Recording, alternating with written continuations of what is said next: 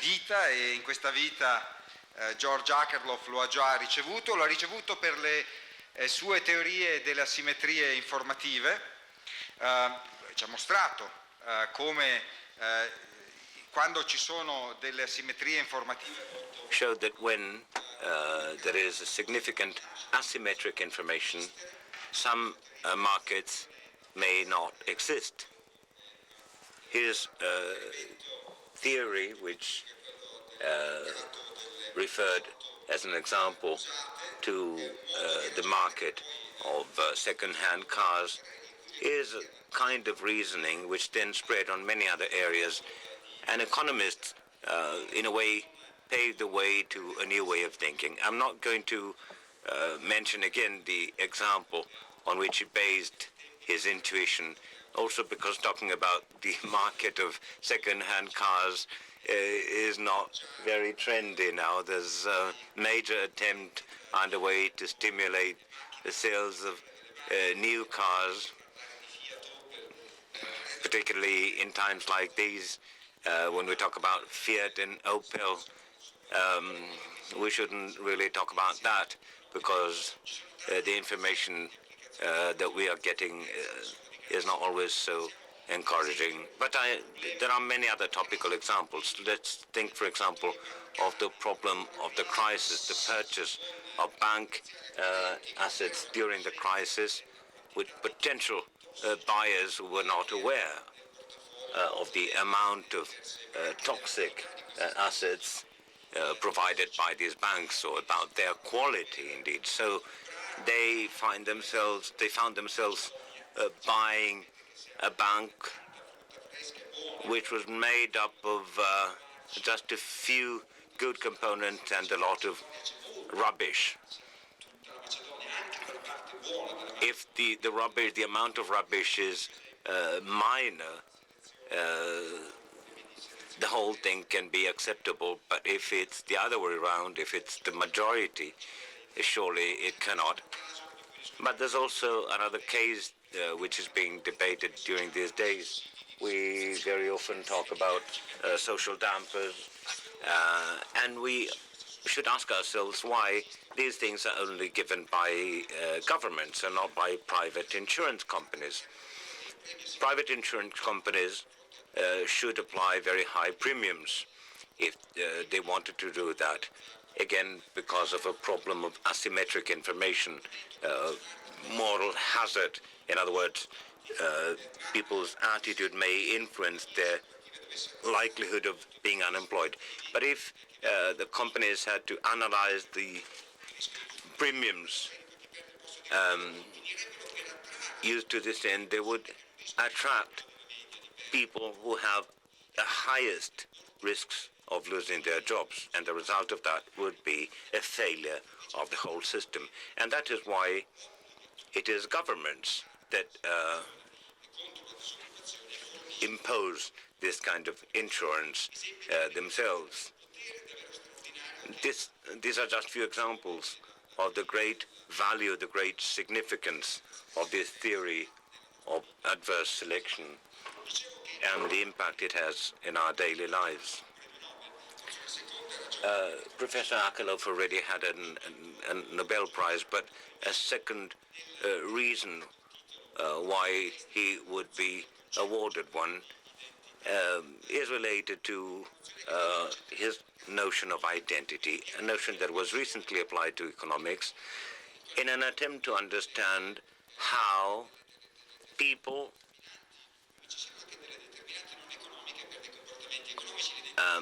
or how economic behavior is also influenced by non-economic factors. In other words, how people perceive the values and the objectives of their lives. This too was developed with regard to very specific cases. George AKERLOF and Rachel Crackton used this to understand the high degree of crime and marginalization among U.S. Afro-Americans, showing that this is related to an identity of this community that tends to oppose or reject rules. And this in turn tends to prolong this condition.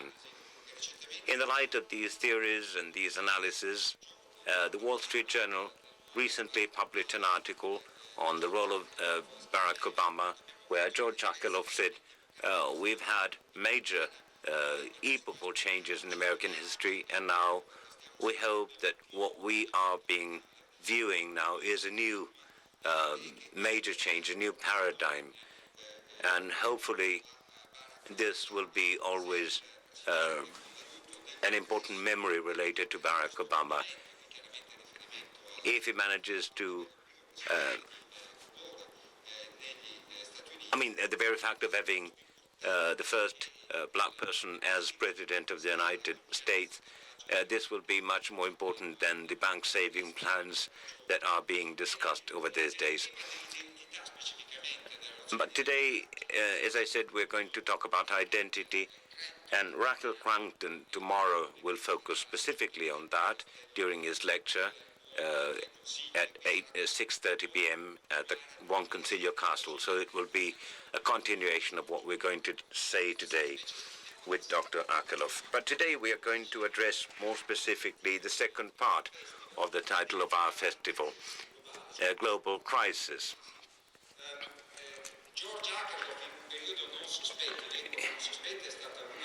In unsuspicious times, George Akerlof gave a major contribution to the redevelopment of Keynesian thinking. During his Nobel Prize speech, he attacked the conformism of the macroeconomic theory that was opposing Keynes' theory, and he mentioned an important article called After Keynesian Macro to claim that Keynesian thinking was not really outdated or updated, and all behavioral macroeconomics is based, in fact, to a large extent on Keynes' way of thinking. The common trait of this analysis is the attention it gives to human psychology.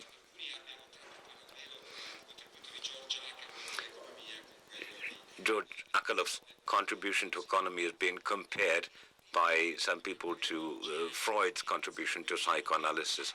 Animal Spirits, the book we're going to talk about today, is actually analyzing the present crisis from this standpoint in an attempt to interpret it and understand why and how it developed. There are some parts of the book that concern actually specifically the crisis that we are experiencing now all over the world. But I don't want to take any more of your time, and I'll give the floor without ado to Professor George Akerlof. Thank you very much. It's a great honor to be here. It's just wonderful to have a festival about economics, and yet more to have a festival about economics in which identity might be one of the questions. So I'm going to speak about my recent book with Bob Schiller, and it's called Animal Spirits in English, and it's called Spiriti Animali in Italian. And I'll show you this one because it's clear.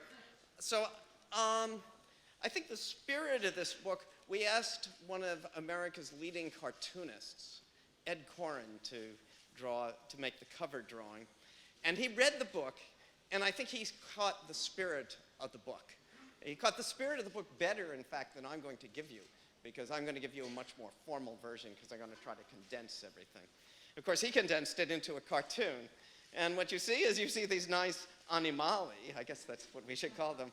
And there's a nice one here who's this thing. You see this bar graph, which must be the stock market. And this fellow is really, he's really at the top, and he's very happy. And then the thing goes down, and you can see it goes down precipitously. And this person is scared. He is really, really scared. And then you see this person, he's hanging on for dear life.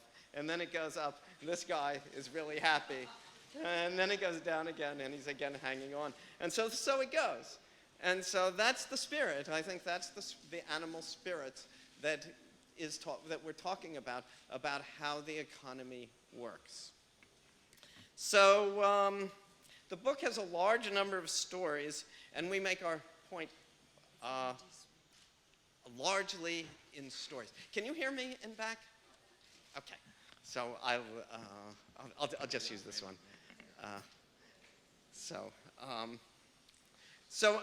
I'm going to concentrate my remarks here, not just on the whole book, but on how we got into the current economic and financial crisis. I'm also going to concentrate my analysis on the United States, since I believe that the United States is at the epicenter of this crisis. So governments the world over are trying to solve it, and they're enlisting economists. As you sit down, I think you need to speak with this. Okay. Sit Okay, down I'll sit or down. you speak in the Okay, all right. So I'll sit down. Maybe I'll try this. Okay, we'll see what happens. Okay. So governments the world over. Okay, so governments the world over are trying to solve it, and they're enlisting economists to guide them through it. Now, economists. Sorry, you need to keep it closer Okay, to your... I'll sit down. Okay.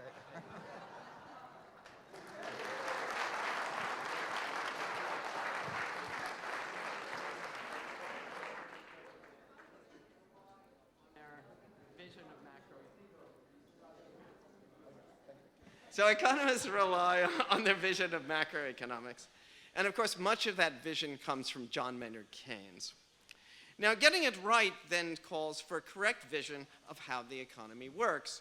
And the role of animal spirits, the role of this book, is to provide such a vision. Okay? So current versions of macroeconomics greatly play down the role of psychology in the macroeconomy. But as we show in our book, there are at least 8 fundamental macroeconomic questions whose answers depend largely, although not entirely, on the role of psychology. So the first task of the book is to explain the role of psychology in the macroeconomy and in answering these 8 questions. So Keynes called this the role of people's animal spirits. And the first part of the book describes 5 different animal spirits. What are they? They're confidence, fairness, corruption and bad faith, money illusion, and stories. And then the second part of the book describes how these animal spirits play a key role in the answer to these 8 macroeconomic questions. Now, these questions are fundamental. They're as fundamental as why does the economy fluctuate as much as it does? Why and how monetary and fiscal policy affect the economy, and why there's involuntary unemployment. So let me review just briefly how these concepts indicate how we've gotten into the current crisis. And then I'll review some of the particulars of the crisis in the United States. So let's first turn to confidence. The first of these animal spirits is confidence. Now the dictionary tells us that confidence means trust. But what does trust mean? Trust means that people go beyond the usual rational use of information to make judgments. And that is just what we found in the boom that just ended. What we found was the people were making all kinds of business investments, and especially they were purchasing and selling complex financial instruments on the basis of their trust. And this wasn't just in the housing and the mortgage market, it occurred in financial markets much more generally. Furthermore, they would not have made these investments if they had rationally analyzed the basis for making them. They made them because they were confident, and as it turns out, they made them because they were overconfident. Okay? So that's the first one. So let me describe now the role of corruption and bad faith. Okay? So very few economists foresaw the problems that were developing. The standard view among economists was that private markets would be self-policing. That standard view assumes that people would be knowledgeable buyers and sellers, and they would only undertake increased risk, for example, if they were duly compensated by higher expected returns. So there was little worry about the absence of regulation in both the securities and the real estate markets. But the self-policing view does not take appropriate account that people were overconfident, and therefore they did not do the self-policing that they were supposed to do. Now, there's a principle of capitalism which means that capitalism will take advantage of overconfidence. So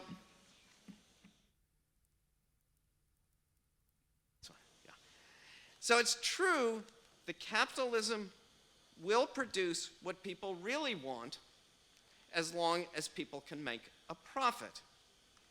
But more subtly and more generally, capitalism also produces what people think they want as long as firms can make a profit. So think about it. Unregulated capitalism may produce good medicines that cure our ills. I believe it will. But unregulated capitalism also produces snake oil that does not cure our ills.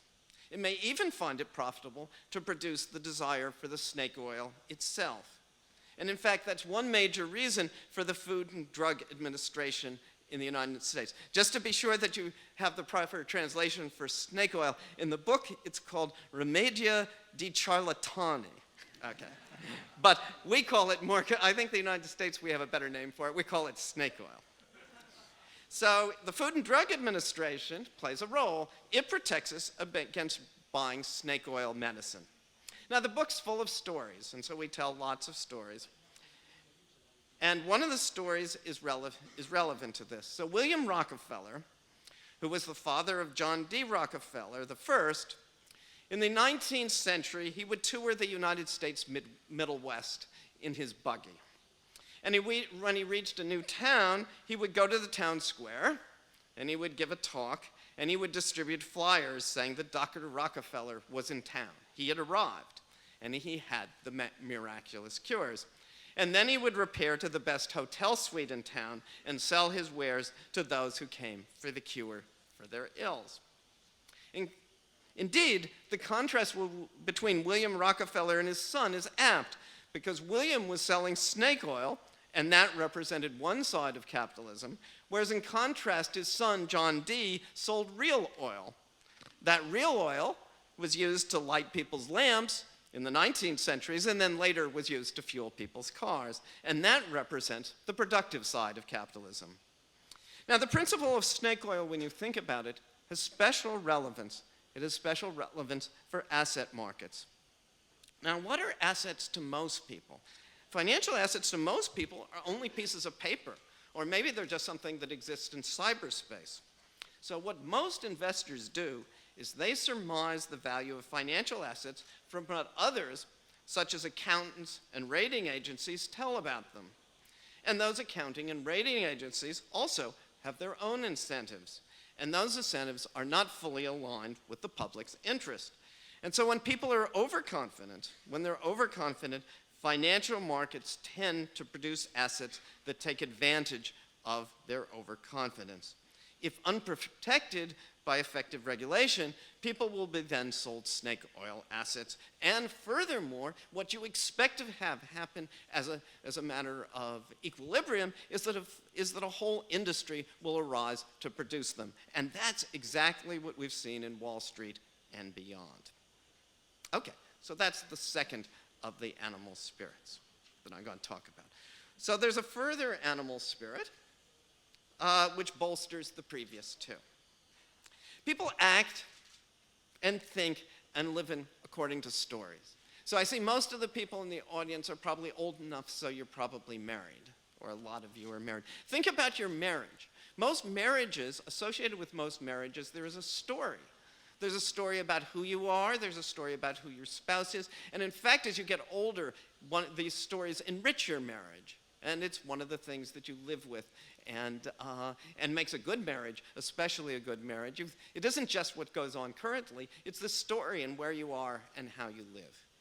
Well, it isn't just that people live according to their stories in most of their lives, it also goes for their economic decisions as well as their personal decisions.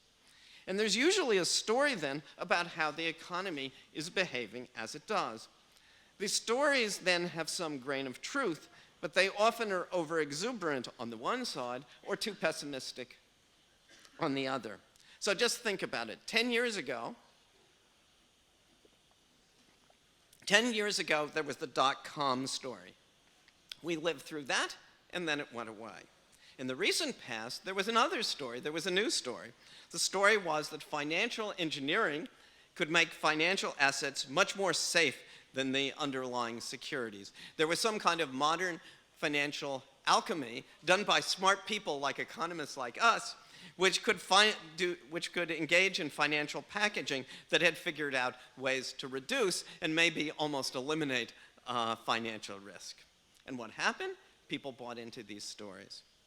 People were overconfident, and then markets took advantage of those beliefs to sell them what was later proved to be snake oil assets. So why does the economy fall into recession?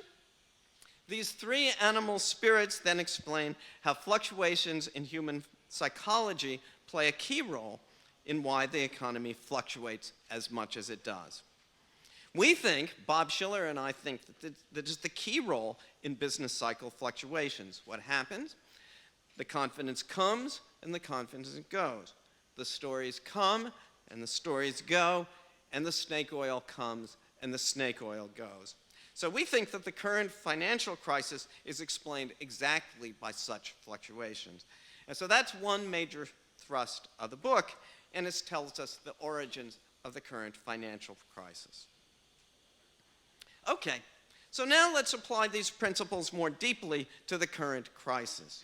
And I'm going to talk specifically about the United States, which is what I know most about, but I think it's also especially important there. It's especially important there because I think that this is a crisis that's centered in the United States, but then the same overexuberance for similar reasons has infected the rest of the world. So let's turn to the United States. Okay, so we're going to talk about what are the powers of the Fed, or why does the Fed have effect insofar as it does. Okay? So there are limitations, first of all, to the power of conventional open market operations, which is control over interest rates. They occur when short-term interest rates have been driven down to zero. But then as it turns out, and as I will discuss, the Fed has other powers, which is to lend out money directly. Okay? Well, to go back into history, in the 19th and early 20th centuries in the United States, there were repeated banking crises. These occurred every 5 years, every 10 years, every 20 years, with different degrees of severity. Then finally, at long last in the 1930s, the United States government finally took decisive action to prevent the occurrence of bank runs. So at that time, it established a monetary and financial system with 4 lines of defense. So the first line of defense was bank regulations, and typically there was capital adequacy requirements. As a second line of defense, if that fails, the Fed can directly loan money to banks, and that's effective in the case of a liquidity crisis or in a bank panic. And then there's also a third and fourth line of defense. Deposit insurance means that people, even in a failing bank, have no special reason to take their money out, so there'll be no bank panic in the first place. And then there's a final line of defense, and that line of defense was also important, although I don't think it was ever actually used. That is, if a bank should fail, then the government automatically has legal standing. As the issuer of deposit insurance, the Federal Deposit Insurance Corporation becomes the automatic holder of the defaulting bank. It becomes the automatic caretaker, and as a result, the government then can take over the bank and conduct an orderly disposition of its assets. So these 4 lines of defense mean that if the formal banking sector dominates financial markets, no major liquidity problem is going to arise. But something happened. We had the system in effect, it worked, but then over the past 30 years, there's been a huge growth in a shadow banking system. What are shadow banks? Shadow banks are financial intermediaries that behave as if they were a bank, but technically are not. What do they do? These entities borrow short, very much like taking in bank deposits, but then hold long-term portfolios. So this whole shadow banking sector, with trillions of dollars worth of assets, had few or none of the 4 lines of defense. And furthermore, since the 1970s, the system of finance had greatly changed in 2 other ways, and I'll name them just briefly. First, it had become common for the originators of loans to subsequently securitize them and sell off the different tranches of the payments of those loans.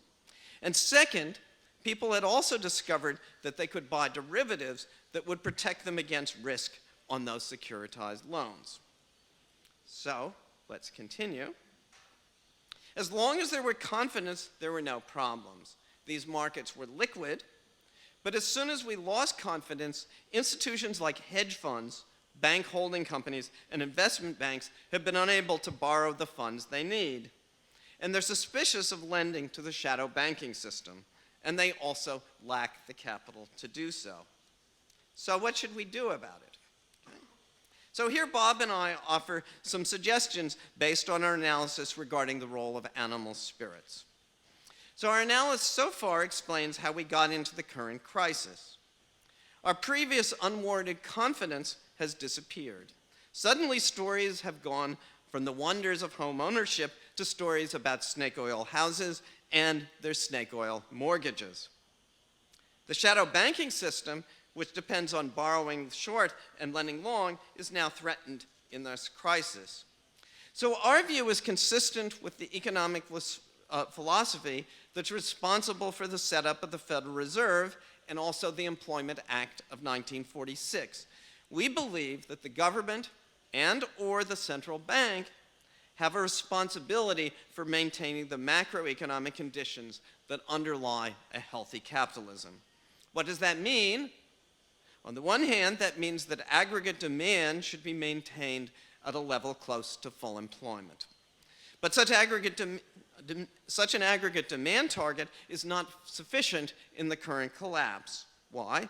Because it's not just a decline in aggregate demand that has occurred, it's also a loss in confidence. And there is a view that all we need to do now is to give the banks enough capital so they do not go bankrupt. But that view is naive and wrong. So remember, the shadow banking system and securitizations and derivatives were serving a function in the economy.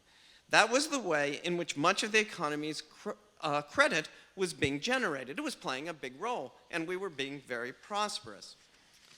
What happened is the originators of the loans would initiate them. Then they would not hold the loans themselves, but instead they would pass them on to someone else to be securitized. But with the loss in confidence, the trust in the system collapsed, and it cannot be put together again. So it's a case of Humpty Dumpty. So there's an English nursery rhyme, which you may all know, but I'll go over it. Humpty Dumpty sat on a wall. Humpty Dumpty had a great fall. Now, who was Humpty Dumpty? Humpty Dumpty, in fact, in the original was a riddle. And the question was, who was Humpty Dumpty? And the answer was, Humpty Dumpty was an egg. So let's continue.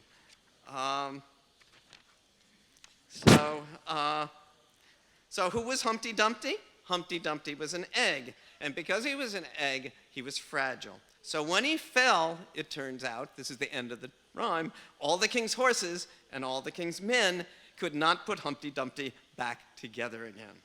So what happens, our story is that the previous financial system depended on confidence. That confidence was fragile, and there's been a collapse in the credit system in the United States and in much of the rest of the world.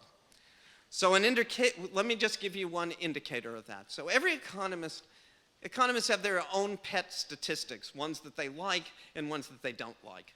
So Bob and I, if we want to look at credit, I think our favorite indicator of what's happening to credit is commercial paper.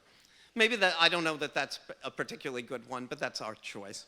And it said the commercial paper, this is not quite correct, but it said it anyway. The commercial paper is what businesses use to finance their inventories and to finance their payments out of current wages. It's sort of what they're supposed to use to finance their current operations.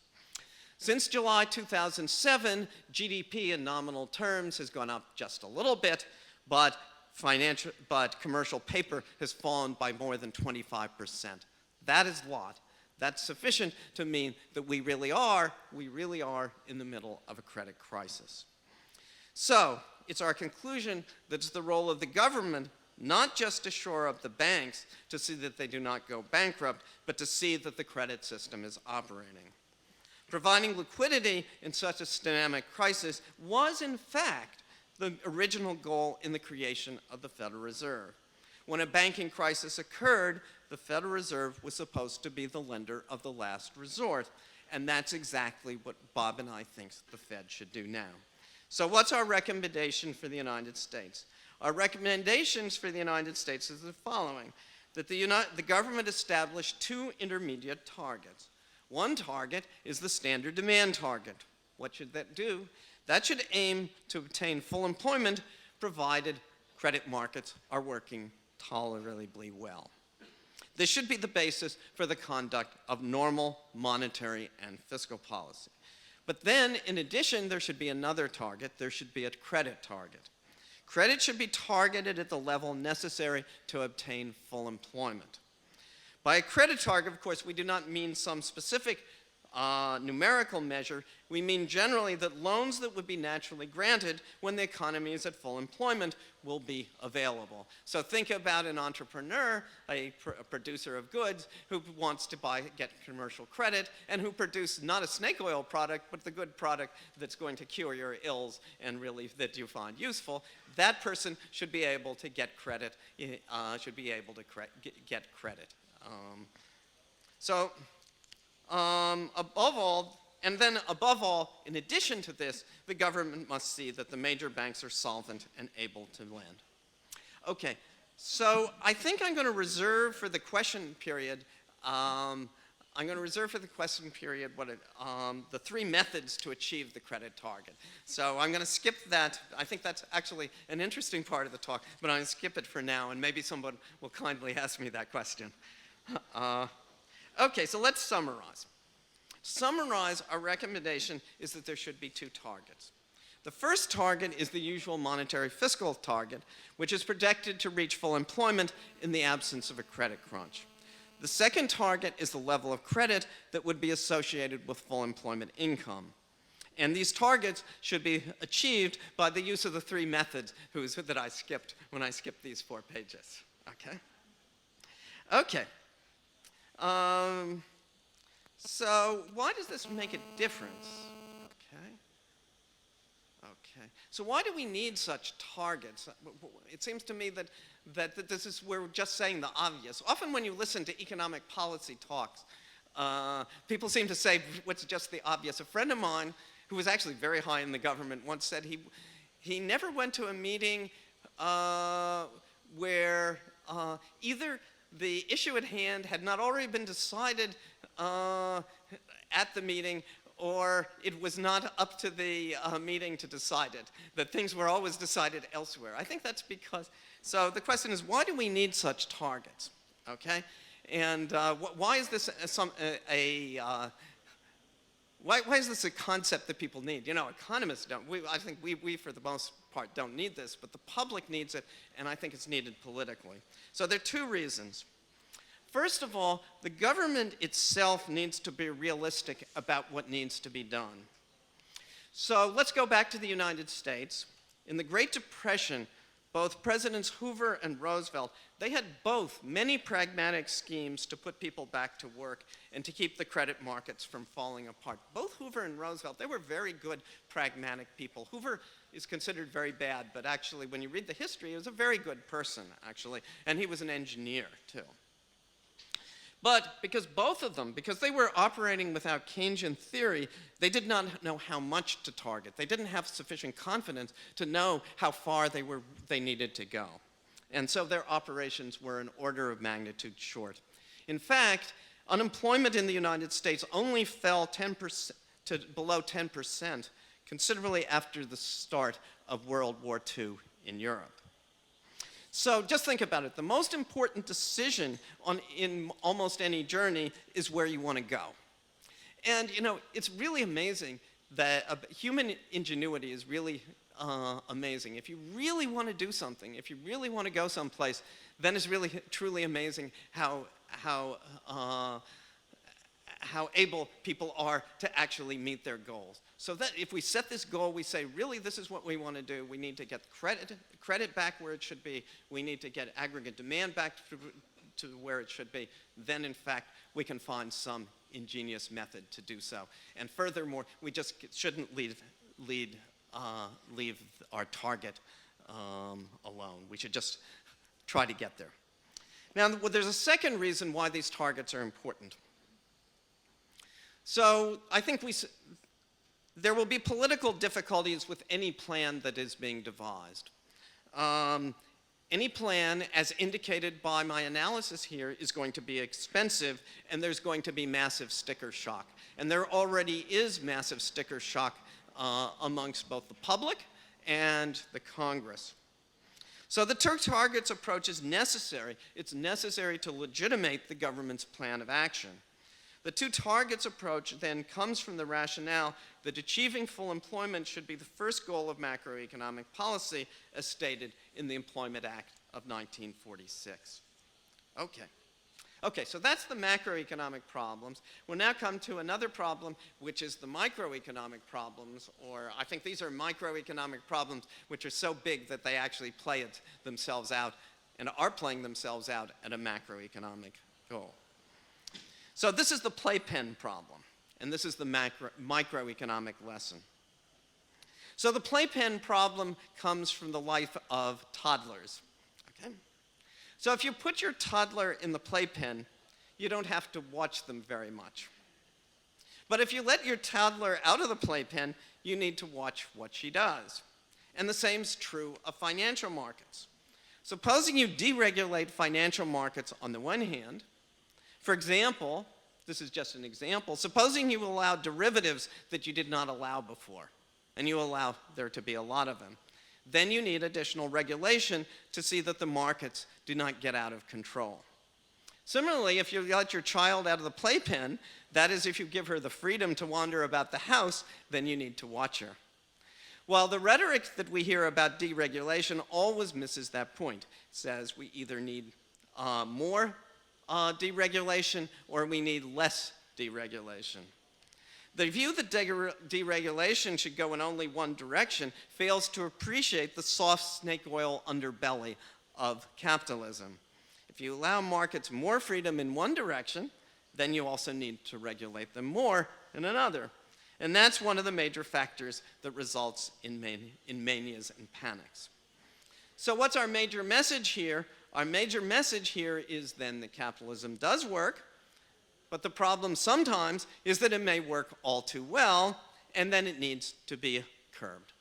At least curbed a little and curbed sensibly. Okay, so that's the end. I may come back and there's stuff that I've skipped and fill in there. Thank you.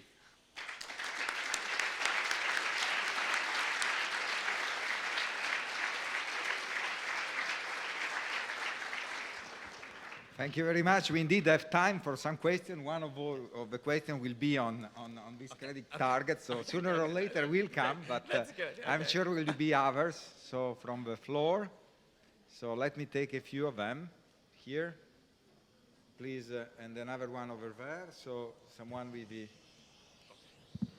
Okay, this isn't translate. It's not working. Oh, it's not working. Yeah. Just wait a second because we have a technical problem. You think that one? Okay.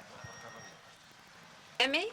Can you hear me fine? No, I just get the static. I don't get the... Can you hear me fine? Well, Hello, they test. should start saying something. You will speak English, will you? Ma parlo in italiano o in inglese? In English? Okay. Thanks. I enjoyed that, and I agreed with most of what you said. But I suffer from regarding economics as difficult. and I regard economic policy as difficult. Let me take the example of the engineering sector in northern Italy, metalmeccanico. Orders have fallen by between 40 and 60% over this year in this sector. Credit is a real problem because clients don't pay because they don't have money. Yes. That implies, quite correctly as you say, that there's a problem of financing in the sector. One needs more money, firms need more money, but at the same, because they're not getting paid, but at the same time, there are much greater risks. So if you're going to ask the banks, as the Italian government does, to lend more, the bank said this is not commercial given the riskiness of a lot of the enterprises in the current situation. So in the end, I suppose I become ultra-Keynesian in this case. I don't think monetary policy is going to be the real answer. It's got to be the consumer or firms through investment that sustain the economy, because until industry is profitable, then banks cannot be asked to lend. And one final comment. I thought, and I thought this is... Do you want me to answer? No, Why don't I answer this one just let me just make a quick comment, because you don't need to answer this. Okay. I thought in your book as well, you should have talked more of Joan Robinson when you talk about animal spirits, and not just Keynes. Okay, good. Well, maybe I should. Okay, I'll have to go back and look at Joan Robinson. Okay. It was indirectly through Joan Robinson and through a student of hers that actually we came to this. So you're exactly right. Okay.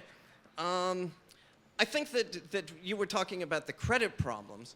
It seems to me that what we need is we also need a fiscal stimulus so that the firms, the engineering firms in northern Italy know that they have enough orders, and so that the banks can be confident that they have enough orders. So that's why we need both things.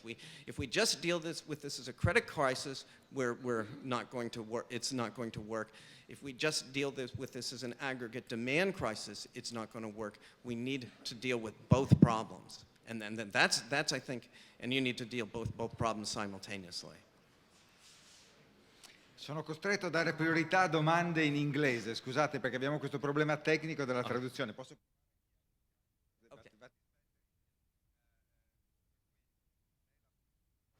It is in English, your question, please. Maybe they could ask their questions in Italian and English. Well, later on, yes, of course. We need to solve this problem.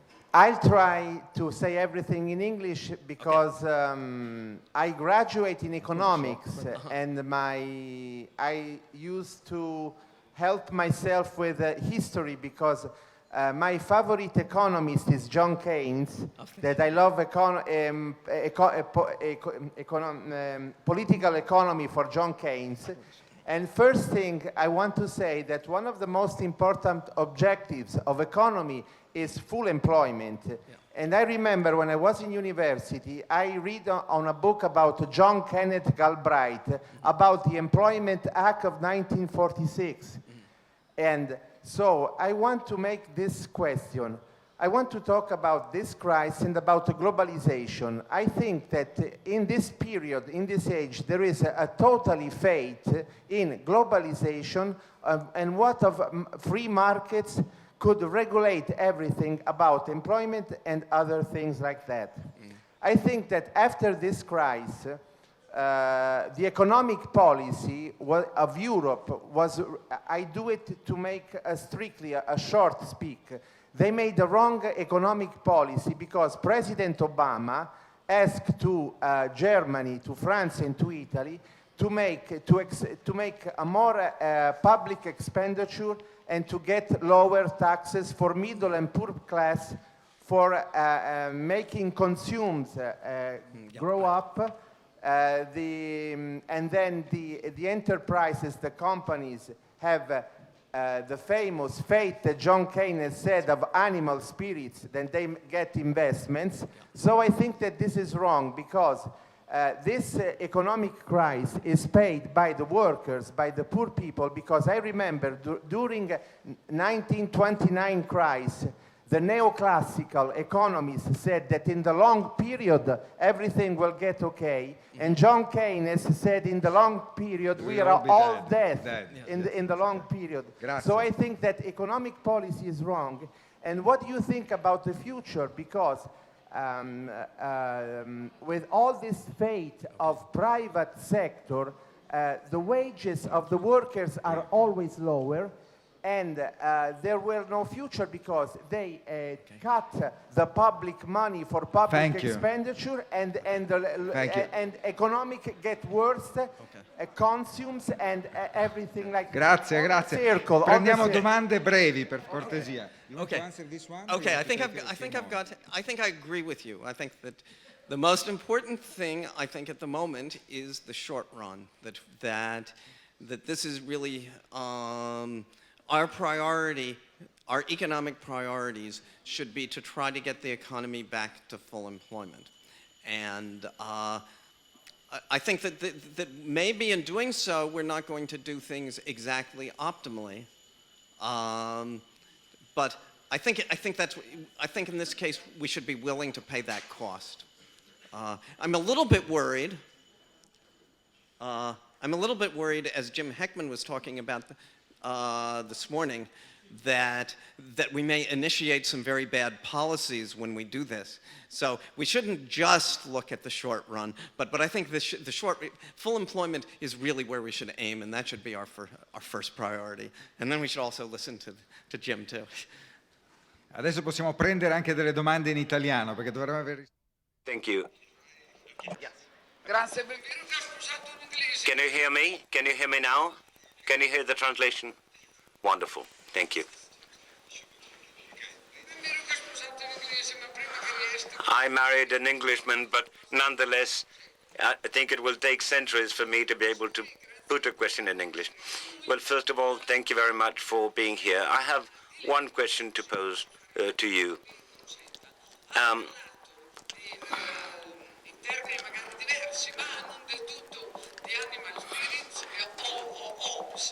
Hobbes spoke about animal spirit when he said homo homini lupus. So we are all wolves to each other. Perhaps in economics and in politics this may be true, but I don't think this is always true. I'm not sufficiently pessimistic to believe so. I think nonetheless that this is still the case in the area of economy. So my question is this. On the one hand, this kind of free animal spirits in the worst sense in totalitarian rules has directly led to a full failure. In wild capitalism, every 50 years or so, the world gets into troubles, into a very severe crisis.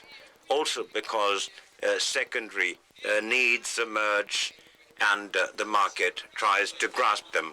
And here I come at last to my question.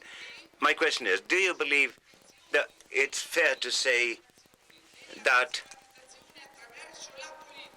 the increasing legitimization of rationalization through good governments may be a solution, may be a way to reduce this animal attitude in economics? Thank you. I think we may have another question. I can see one person looking for the microphone down the hall. Thank you. I'd like to ask you an opinion about the amount of money supply in the US and in Europe. What are going to be, in your opinion, the bailout programs to reduce the amount of money? And do you believe that this amount of money supplied will result in hyperinflation? And if so, how will this happen? And then one more question, if I may. Don't you believe that perhaps the only way out of this crisis would be to open a pan-American market a joint American-European market. Don't you think that this may be the only healthy way out of the crisis? And by the way, in 1341, there was the crisis of the Republic of Venice. I think analyzing that would be helpful for all of us. Thank you.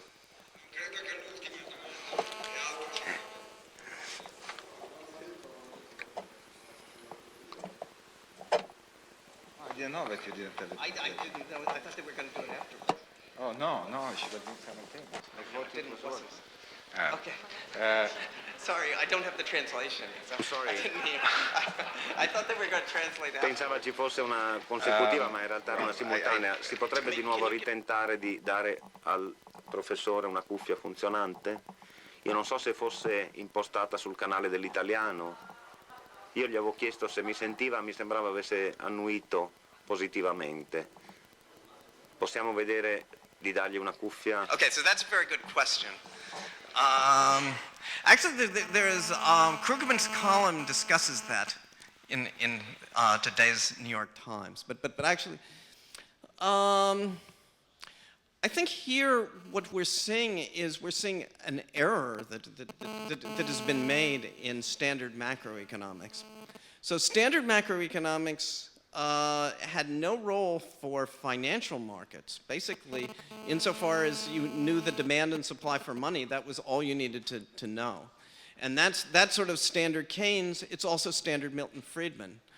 But there's papers by Blinder and Bernanke in which the interest rate is set not in the demand for supply of money, but set by the demand for and supply for loanable funds. And so it's really the financial markets which determine interest rates. Okay, so that's the technical answer to this. And I think there's a whole new area for macroeconomics which is to be explored here. Okay, so that's item one. Second of all, the practical question is how do you deal with this? Okay, first of all, I agree with what you say that this is a potential problem. So the Fed currently has increased the amount of money on its balance sheets by $1.5 trillion, which is beginning to be a lot of money. But the thing is, the banks seem to be not loaning this out. And so that's the problem. And so as soon as the economy begins to recover, as soon as we get back from the high unemployment that we get, then exactly what we should do is we should retract and we should stop making these loans. So insofar as we've made increased loans now, we should then make we should have decreased loans then.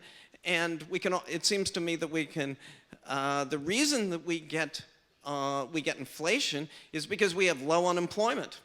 As long as we have high unemployment, we're going to get, if not deflation, we're going to get very low inflation. So I'm not worried. The thing is, my principle is I worry about everything, and we should worry about this problem because we could be wrong.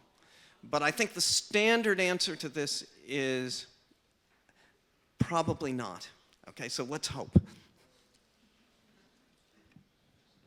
Abbiamo altre domande? No, qui abbiamo già preso una domanda da lei. Vediamo se ci sono altre domande nella sala. Siamo Questions?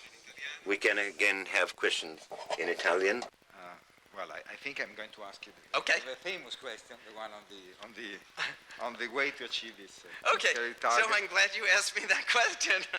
So, Tito has asked me, so what are the methods? I said there are three methods to whereby the government can expand credit. So the first, and I think when we do this, we'll see some of the ways out of the current crisis and how we can deal with the credit crisis. So in the first thing, the Fed can do expansionary lending by a variety of programs, and which will increase the supply of credit. And so far, the Fed's actually been very inventive in engaging in such policies. And as I said, it's increased the assets on its balance sheet by $1.5 trillion, which is beginning to be a lot of money. So the most inventive of these programs is something called TALF, or the Term Asset-Backed Securities Loan Facility, TALF, TALF. Now the first offering on TALF illustrates how it can work powerfully and indicates how ingenious financial planning can in fact get us out of this crisis just as it's gotten into it. So let me tell you how it works. So let's take the first offering on it. In this offering, what the Fed did was it offered $200 billion of loans of 1-year maturity against a pool of collateral such as new car loans. And those new car loans had to be triple rated AAA. Okay. So what did it look like? The Treasury contributed a $20 billion junior tranche of the $200 billion. Okay, so what does that mean? That means that the Treasury takes the first $20 billion of loss, so the Fed's $180 billion is fairly safe. What is it safe? It's safe enough that the Fed is legally empowered to make such a loan. So now I've given you the details, which were probably too complicated to understand. So let me now explain why this scheme accomplishes 3 goals, and then you'll understand what I said before. So first, it gives them powerful incentive for banks to make new loans. The most the banks can lose, if what they're going to do is the banks are going to take out these loans, then they're going to take a small haircut, and they're going to put it to the Fed, and then the Fed is going to loan them back the money. Okay? Now, current spreads between Treasury bills and the types of loans that would go into the collateral pool should more than compensate for the potential losses that the banks might take if anything goes, if these loans don't pay off. So let's suppose the current spread is something like 5% between Treasury bills and what the banks are getting. They're getting a lot of money. Okay, that's one. Second, this is the key point. The TALF renders the Fed's portion of the collateral sufficiently safe. So the Fed is only allowed to loan money insofar as it's safe and it's going to be there. And it's going to be sufficiently safe because the Treasury is putting up the initial $20 billion of loss. And so that means that probably the Fed won't take any loss at all. And then the third thing, here's the key point.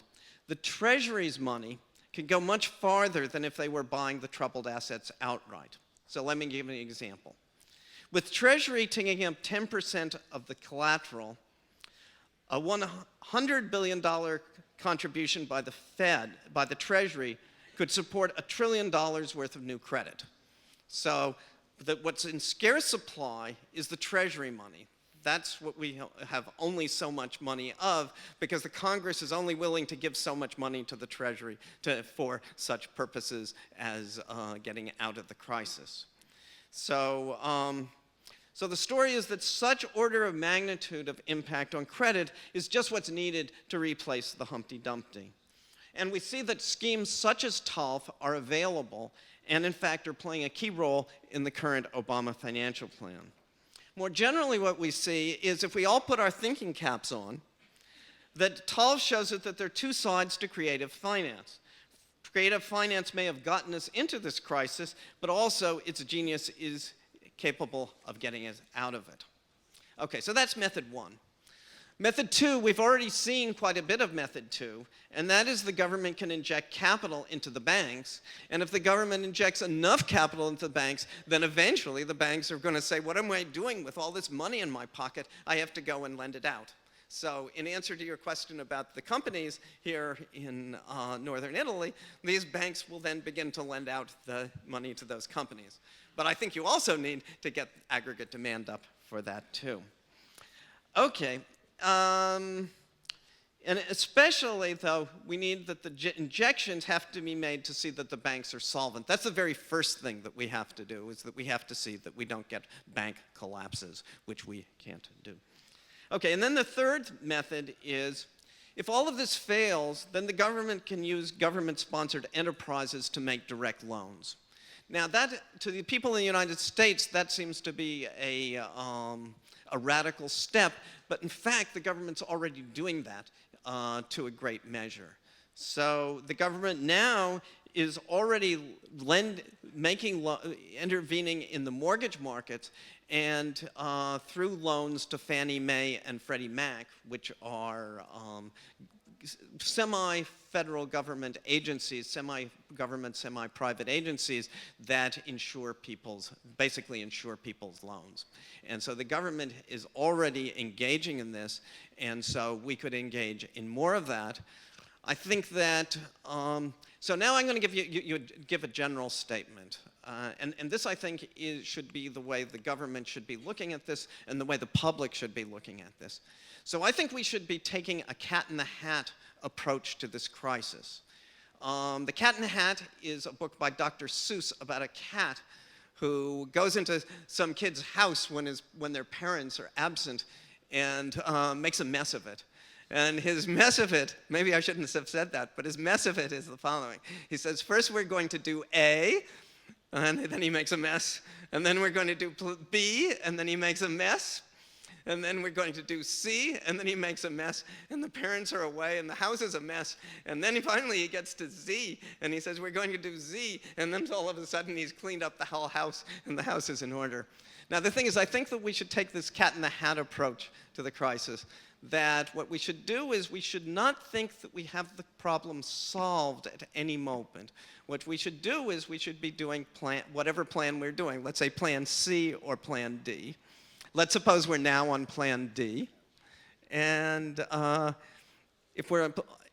we should do is we should take the idea that we're going to try this plan, we're going to see if that works, and if that doesn't work, then we're going to go to plan E. And there's something, everybody needs to know this cat-in-the-hat idea. The public needs to know it because we need to have patience with the government being able to take these plans until finally we get something that works. The government needs to know it because it shouldn't settle on plan D and say plan D has worked and not think about the fact that we may have to go to more serious measures. So we should now be doing on plan D. Let's hope it works. I'm hoping it works. But I don't think we should give up on the idea that maybe we're going to need something very serious in the future. We may have to go to further plans, and we should be working on that now. And there are actually many ways in which we should be working on that now. One of the most important ways that we should be working on that now is a lot of the problem is the failure of bankruptcy law. And Bob and I, we looked last summer into what bankruptcy law was in the United States, and we talked to the leading bankruptcy lawyers, and they said, in a systemic crisis, bankruptcy law is a mess, because the people who have standing are the creditors, not the government. And so bankruptcy law needs to be changed. And so the Congress and the Treasury need to be working on this now. This should be something that people should be working on at night, all night long, to get us a bankruptcy law that deals with systemic failure so that the government has an interest. Okay, so anyway, you kindly asked me about the three methods, but the three methods goes into the cat in the hat. That I think we should be taking a cat-in-the-hat approach of this, and we shouldn't say, oh my God, we shouldn't be euphoric 1 minute and say the problem is cured, and then the next minute think that there's a disaster is going to be. We should say, gee, let's hope that the problem is cured, but let's also be cautious about it. You won't have to go down to plan P, Q, R, and so on. Well, no, especially if you were in this house with the cat in the hat, who destroyed the whole house. But I think you raised more questions about this, so please. Yeah. Almost as simple. Is it working?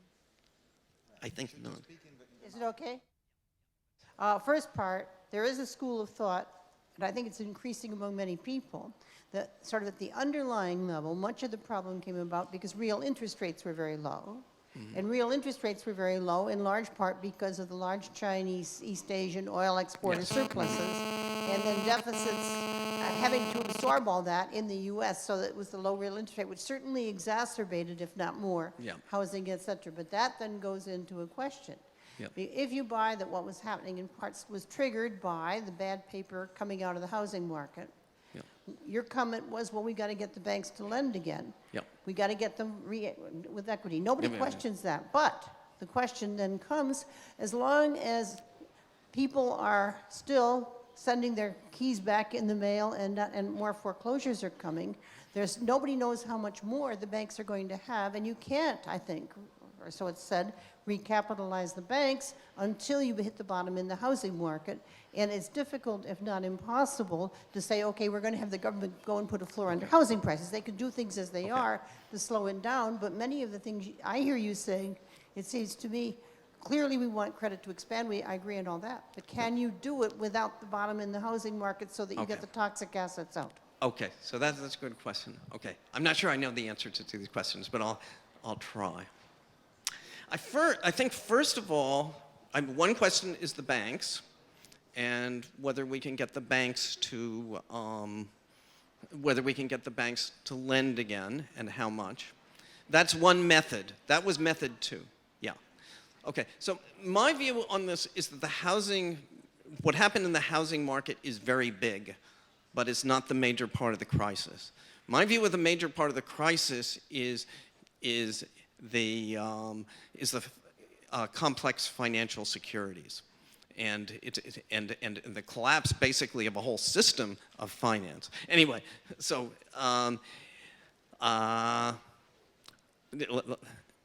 so my view is we should work through the banks as much as possible, but the recapitalization of the banks is going to be a very expensive method of getting this credit. And the Fed seems to have developed lots of methods, these auction facilities, the TALF and so forth, which are other methods of expanding credit, which seem to be much more effective at much lower cost. Do you agree? You don't? Okay. We'll talk about it later. Okay. And also there will be other opportunities at this festival. Prendiamo l'ultima domanda. Prego. Yes, okay. I have a question on financial market and potential growth. So over the last 3 decades, financial institutions have been advocating financial liberalization, and there are also estimates of the positive impact of this financial liberalization on growth, and estimates differ, but more or less they range around, between 1/4 and 1/2 percentage point. My question is, do you think that this financial crisis, this strong financial crisis, had an effect on potential growth?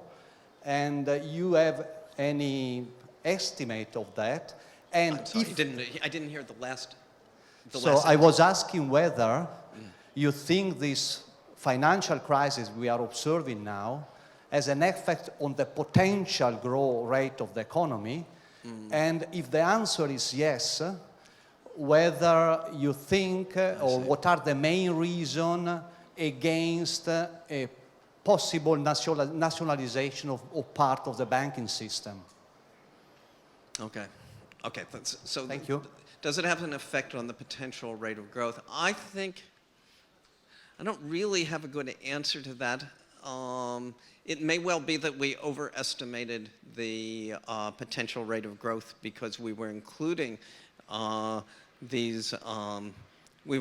lots of investments that wouldn't have been made if the economy were in natural full employment without this financial overextension.